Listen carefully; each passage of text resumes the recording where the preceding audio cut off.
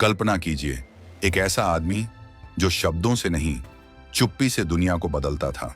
एक ऐसा गुरु जो सत्ता को चुनौती देता था। एक ऐसा विचार जिससे पूरी दुनिया डरती थी। और फिर एक दिन वह आदमी अचानक गिर पड़ता है। उसकी धड़कनें धीमी हो जाती हैं और कुछ घंटों में वह हमेशा के लिए चला जाता है। दुनिया कहती है दिल का दौरा, लेकिन सच इतना सरल नहीं होता। अगर मैं कहूं कि उसकी मौत धीरे धीरे की गई हत्या थी, एक ऐसा अपराध जो कागजों में नहीं उसके शरीर में लिखा था। यह कहानी है ओशो की मृत्यु की, एक ऐसे रहस्य की जिसके पीछे छुपे हैं साए, षड्यंत्र और झर की धीमी सांसें। 11 दिसंबर 1931 कुछवाड़ा, मध्य प्रदेश का एक छोटा गांव। एक बच्चे का जन्म हुआ, रजनीश चंद्र मोहन जैन। कहते हैं कि जन्म के पहले दिन से ही उसके भीतर एक अजीब सी चुप्पी थी और एक गहरी चमक। वह बचपन से ही सवाल पूछता था, ऐसे सवाल जिनसे बड़े लोग डर जाते। मरने के बारे में, ईश्वर के बारे में और मानव मन के रहस्यों के बारे में। एक बच्चा जो डरता नहीं था पूछने से, यही उसकी ताकत थी और आगे चलकर यही उसकी सबसे बड़ी दुश्मनी भी बनी। युवा उम्र में रजनीश एक बागी थे। किसी धर्म को नहीं मानते, किसी गुरु को नहीं मानते, किसी किताब को अंतिम सत्य नहीं मानते। कॉलेज में उन्होंने खुलकर कहा, धर्म संस्थाएं मन को गुलाम बनाती हैं। उनकी ये बातें उनका भविष्य तय कर चुकी थीं। लाखों भक्त और लाखों दुश्मन। 1960 के दशक में रजनीश ने ध्यान और प्रेम पर अपने विचार रखना शुरू किए। उनकी सभाएं भरने लगीं। लोग उन्हें रजनीश, आचार्य रजनीश, फिर ओशो कहने लगे। ओशो का मतलब सागर में विलीन होना, और वह उसी तरह बोलते थे जैसे उनके शब्दों में कोई रहस्य छिपा हो।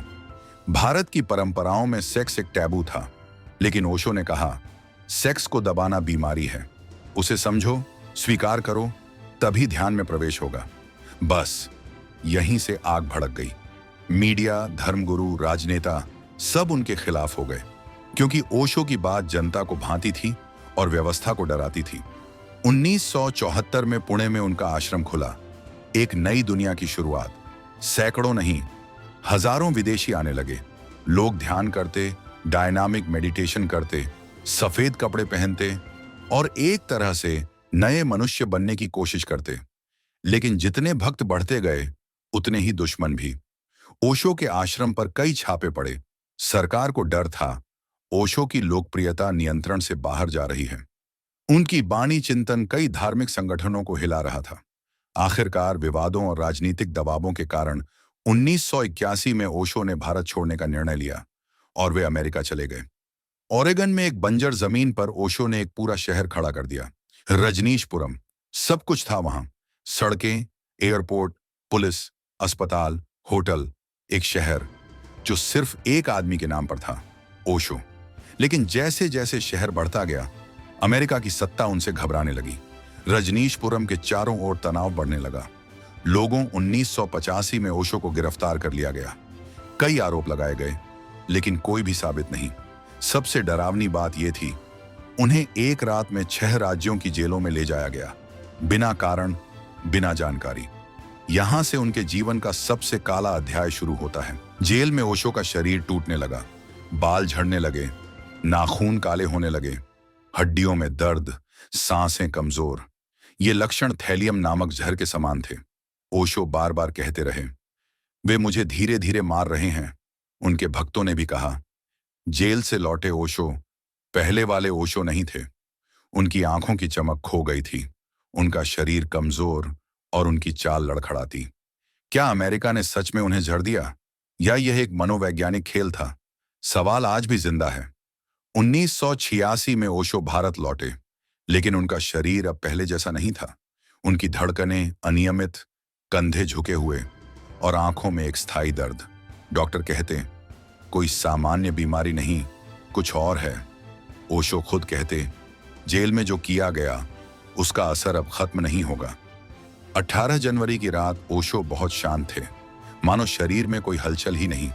19 जनवरी की दोपहर उनकी नाड़ी धीमी पड़ी और फिर रुक गई। आधिकारिक कारण दिल का दौरा, लेकिन उनके शरीर का कुछ ही मिनटों में नीला पड़ जाना एक असामान्य संकेत था। जो अक्सर जहर के फैलने से होता है। ओशो का अंतिम संस्कार कई घंटों के भीतर कर दिया गया। ना कोई पोस्टमार्टम, ना कोई मेडिकल जांच। क्यों इतनी जल्दी? अगर मौत सामान्य थी तो जांच से डर किस बात का? ओशो अब नहीं हैं, लेकिन उनकी मृत्यु का सवाल अब भी जिंदा है। क्या वह सच में दिल के दौरे से मरे, या जेल में दिया गया धीमा जहर उनकी मृत्यु की असली वजह था? सच क्या है, शायद दुनिया कभी ना जान पाए। पर एक बात साफ है, ओशो की मौत आज भी एक अनसुलझी पहेली है। ओशो के 10 महान संदेश। 1, स्वयं को जानो, यही जीवन का सबसे बड़ा धर्म है। ओशो कहते थे कि मनुष्य पूरी दुनिया को जानने में लगा रहता है, धर्म, राजनीति, विज्ञान, रिश्ते, पर स्वयं को जानने की कोशिश नहीं करता। उनके अनुसार सारा दुख इसीलिए है क्योंकि मनुष्य अपनी असल पहचान को भूल गया है। ओशो हमेशा कहते थे, तुम शरीर नहीं, तुम मन नहीं, तुम चेतना हो। स्वयं को देखने, समझने और परखने के लिए वे ध्यान, मेडिटेशन को जीवन का आधार बताते थे। ओशो का ध्यान कोई गंभीर कर्म नहीं था। वे कहते थे, ध्यान एक उत्सव है, अपने भीतर लौटना है। 2, प्रेम करो लेकिन स्वामित्व मत रखो। ओशो के प्रेम पर विचार बेहद क्रांतिकारी थे। उनका मानना था कि दुनिया में दुख प्रेम से नहीं, स्वामित्व से पैदा होता है। वे कहते थे, प्रेम स्वतंत्रता देता है, पकड़ लेना कारावास बन जाता है। उनके अनुसार सच्चा प्रेम वही है जिसमें 2 लोग एक दूसरे के पास हों, लेकिन किसी को किसी की स्वतंत्रता छीनने का अधिकार न हो। ओशो प्रेम को ऊर्जा का प्रवाह कहते थे, न कि समझौते और समझौतों का रिश्ता। 3, जीवन कोई गंभीर चीज नहीं, इसे एक उत्सव की तरह जियो। ओशो कहते थे कि मनुष्य का सबसे बड़ा अपराध है जीवन को बोझ बना लेना। वे कहते थे, नाचो, गाओ, हंसो, क्योंकि अस्तित्व तुम्हें मनाने के लिए बना है। ओशो के आश्रमों में संगीत, नृत्य और मुक्त अभिव्यक्ति का बहुत महत्व इसलिए था। वे मानते थे कि खुशी ध्यान का पहला कदम है और जीवन की ऊर्जा को बढ़ाती है। 4, वर्तमान ही सत्य है, अतीत बोझ है, भविष्य कल्पना। ओशो का पूरा दर्शन नाव पर आधारित था। वे कहते थे, कल एक सपना था, कल एक भ्रम है, केवल आज, यह क्षण ही तुम्हारा है।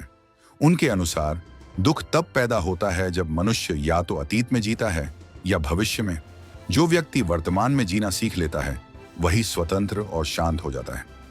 5, धर्म को मानो मत, अनुभव करो। ओशो किसी भी परंपरा, किसी भी किताब, किसी भी गुरु की अंध स्वीकृति के खिलाफ थे। वे हमेशा कहते, सत्य उधार नहीं मिलता, तुम्हें खुद खोजना होगा। उनके अनुसार कोई धर्म सही या गलत नहीं, दोष केवल यह है कि लोग अपने अनुभव के बिना उसे मान लेते हैं। वे कहते थे, धर्म तब तक सिर्फ एक कथा है जब तक उसे स्वयं अनुभव न किया जाए। 6, मन तुम्हारा सेवक है, मालिक नहीं। ओशो के अनुसार मन मानव के लिए सबसे सुंदर औजार है, पर वही सबसे बड़ा शत्रु भी बन सकता है। मन विचार पैदा करता है, विचार चिंता पैदा करते हैं, चिंता भय पैदा करती है और यहीं से दुख के बीज उगते हैं। वे कहते थे, जिस दिन मनुष्य मन को देखकर उसे नियंत्रित करना सीख लेता है, उस दिन वह मुक्त हो जाता है। 7, अकेले होना अकेलापन नहीं, यह आध्यात्मिकता की शुरुआत है। ओशो कहते थे कि अकेलेपन से लोग डरते हैं, जबकि वास्तव में यह लोगों से मुक्त होने की पहली सीढ़ी है। वे कहते थे, अकेले रहो, क्योंकि यहीं तुम अपने असली स्वरूप से मिलोगे। ओशो के अनुसार अकेलापन नहीं, अकेले रह पाने की क्षमता आध्यात्मिकता का पहला द्वार है। 8, सत्य को कभी मत छिपाओ, यह अपने आप चमकता है। ओशो के आश्रम में एक मुख्य बात थी, पारदर्शिता। वे कहते थे कि सत्य का मार्ग बहुत कठिन नहीं, कठिनाई केवल उस दिखावे में है जिसे लोग ओढ़ लेते हैं।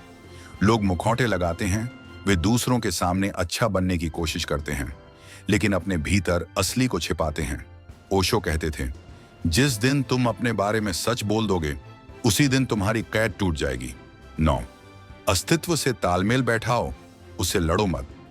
ओशो का संदेश था कि अस्तित्व, एग्जिस्टेंस, स्वयं बुद्धिमान है। हर पेड़, हर तारा, हर हवा का झोंका, हर परिस्थिति, सब एक महान योजना का हिस्सा है। वे कहते थे, जो होता है वही सही समय पर होता है, जो नहीं होता वह तुम्हारे लिए नहीं था। यह संदेश मनुष्य को स्वीकार करना सिखाता है। स्वीकार में शांति है, प्रतिरोध में पीड़ा। 10, मृत्यु भी जीवन का उत्सव है, उससे डरना मत। ओशो की मृत्यु पर उनके चेहरे पर मुस्कान थी। वे हमेशा कहते थे, जिसने जीवन को पूरा जी लिया, उसके लिए मृत्यु भी एक सुंदर समापन है। ओशो मानते थे कि मृत्यु अंत नहीं, वह एक ऊर्जा परिवर्तन है। जैसे एक कमरे की रोशनी बुझती है, लेकिन बाहर सूर्य चमक रहा होता है। उनके अनुसार मृत्यु का भय तभी तक है जब तक जीवन अपूर्ण है। ओशो अब नहीं है, लेकिन उनकी मौत का सवाल आज भी जिंदा है। क्या उनकी मृत्यु एक दुर्घटना थी या एक वैश्विक साजिश की अंतिम चाल? कौन था वो जिसने उनके भोजन में धीमा जहर मिलाया? कौन था वो जो एक गुरु की आवाज को हमेशा के लिए बंद करना चाहता था? कौन था वो जो आज भी परछाइयों में छिपा है, बिना नाम, बिना चेहरे? 30 साल हो गए, दुनिया आगे बढ़ गई, लेकिन एक सन्नाटा अब भी उनके कमरे में टंगा है। एक बात वो हमेशा कहते थे, सच्चाई को दबाया जा सकता है, मिटाया नहीं जा सकता। तो शायद एक दिन ये रहस्य भी अपनी चुप्पी तोड़ेगा। तब तक ओशो की मृत्यु एक डरावनी पहेली की तरह हमारी चेतना के दरवाजे पर खटखटाती रहेगी।